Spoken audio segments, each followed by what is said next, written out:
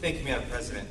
What we'd like to do is start off by talking about some short-term strategies and options that we have as it relates to addressing the 47th Street corridor. We've had an opportunity to reflect on citizen comments that we've received thus far, and we are proposing to repetition IDOT to reduce the speed limit on 47th Street from 35 miles an hour to 30 miles an hour. And we've suggested this for the following reasons. And I know that there's some differences of opinion on that and a desire to reduce it to even a lesser level. But I think there might be some other things that we need to take into consideration before we would take that kind of a step. First, it would coincide with Ogden Avenue, another IDOT arterial. It has a very similar road profile of 4 lanes, narrow parkways, multiple institutional uses within the corridor, and so on. Secondly, we have additional data that we would like to share with IDOT.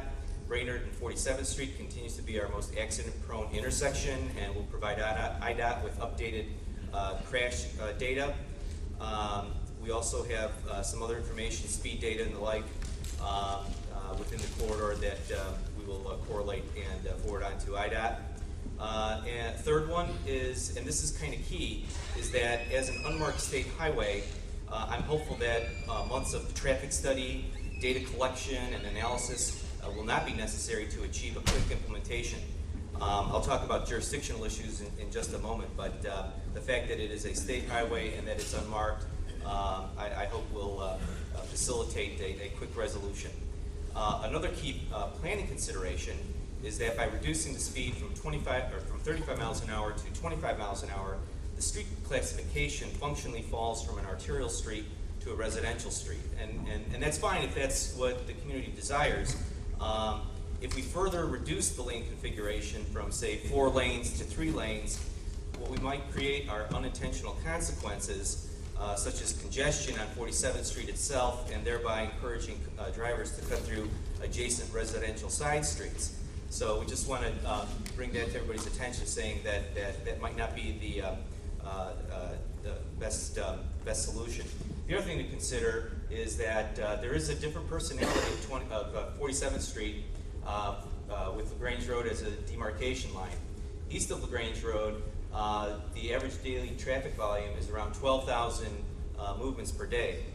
West of LaGrange Road, that number increases to 15,000 per day. So I think what we want to do is to identify what are those destinations, where are people going.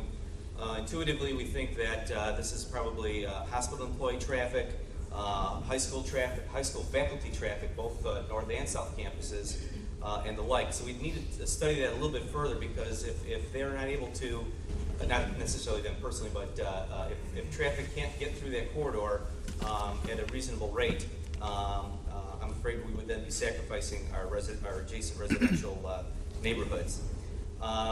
And then finally, we also then would have an issue of consistency.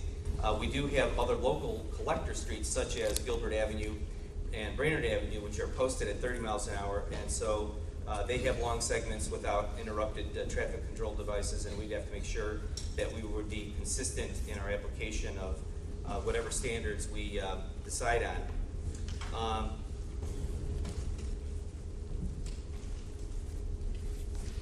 Pardon me.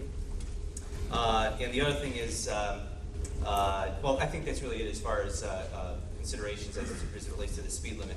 So where we're going forward here, we already took the initiative and spoke with IDOT, the division head of traffic at IDOT. They've agreed to reevaluate a reduction in speed and consider new information. They're waiting for a letter from us. We have not prepared that letter and sent it off. It's pending the outcome of this meeting and the kind of input that we received from residents this evening.